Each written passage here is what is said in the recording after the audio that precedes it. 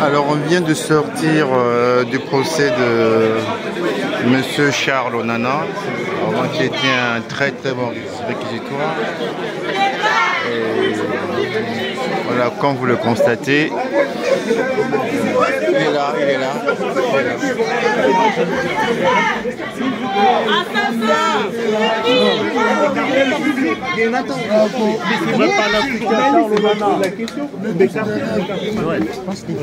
Monsieur Charles Onana, après tout ce moment, ce que vous avez vécu, les accusations, la défense et aussi votre argumentaire, quelles sont vos impressions?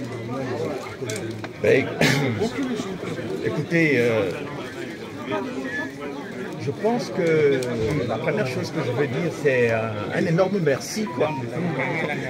Parce que je pense que les Congolais et beaucoup de Rwandais m'ont apporté un soutien important pendant toute cette période, qui n'était pas une période facile, parce que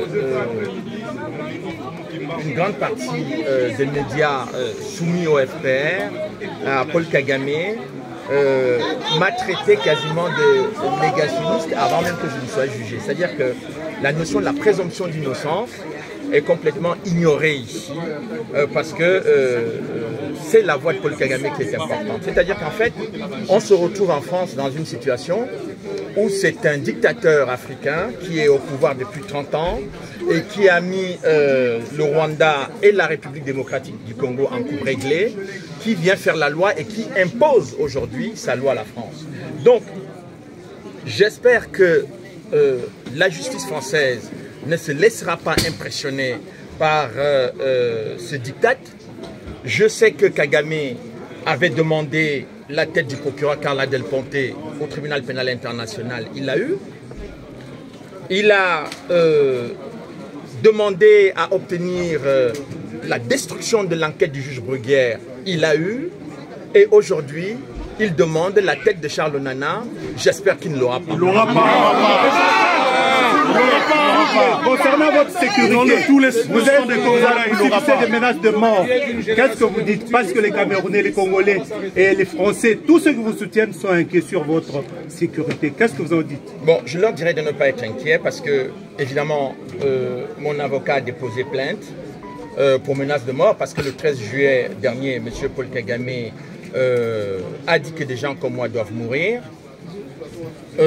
Nous prenons ces menaces au sérieux, mais vous n'avez pas à vous inquiéter pour moi parce que, en fait, M. Kagame a des millions de morts sur les bras. Il s'en moque éperdument. La seule chose que je veux dire au peuple congolais aujourd'hui,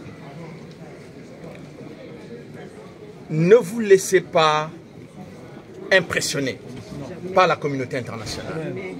Ne vous laissez pas intimider par l'attitude et des médias qui soutiennent Paul Kagame et de l'attitude de Paul Kagame lui-même. Il va falloir aujourd'hui que les Congolais comprennent que si ils laissent Paul Kagame faire, ce pays disparaîtra. Et c'est son objectif depuis 30 ans.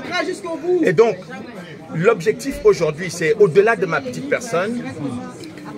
J'ai entendu ici au tribunal que mon procès, le résultat de mon procès aura des conséquences judiciaires et politiques. Ça signifie donc que le procès qui est intenté contre moi est un procès politique. Donc, il est important que les Congolais reçoivent ce message que je vous donne aujourd'hui. C'est-à-dire que ce que j'ai révélé dans ce livre concernant l'organisation dès 1994 de l'invasion du Congo pour le pillage de ses ressources minières, c'est exactement cette politique qui est en marche et M. Charles Onana est venu perturber cette situation et il faut le tuer. Et donc, ils veulent me tuer judiciairement et me tuer physiquement. Donc, c'est à cela que j'attire l'attention des Congolais et des hautes autorités congolaises, notamment le président de la République de la RDC. Il faut qu'ils sachent qu'ils ont utilisé la même méthode pour éliminer le président Habyarimana. Ils ont pris le temps, ils ont passé le temps à dire qu'il faut négocier, il faut discuter, mais si les autorités congolaises et tous les conseillers du Congo ne prennent pas conscience qu'il n'y a pas que le Congo qui est en danger, mais que même les institutions de ce pays sont en danger. Donc, je tenais à faire passer ce message-là, parce que quand on dit que le résultat de mon procès aura des conséquences politiques, il faut qu'on comprenne de quoi il s'agit. Monsieur Charles, Monsieur Charles, je suis Monsieur Charles, je suis un Congolais. Quel message?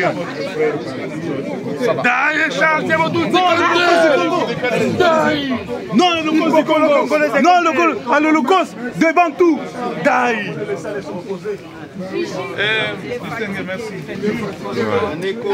On attend le 9 décembre. Rendez-vous congolais le 9 décembre à 13h. N'oubliez pas, nous avons été nombreux, mais nous devons être des millions ce jour-là, le 9 décembre. Les Congolais, le 9 décembre, à 12h30, nous prendrons une autorisation de manifestation. C'est encore le parti de J'ai déjà les miens.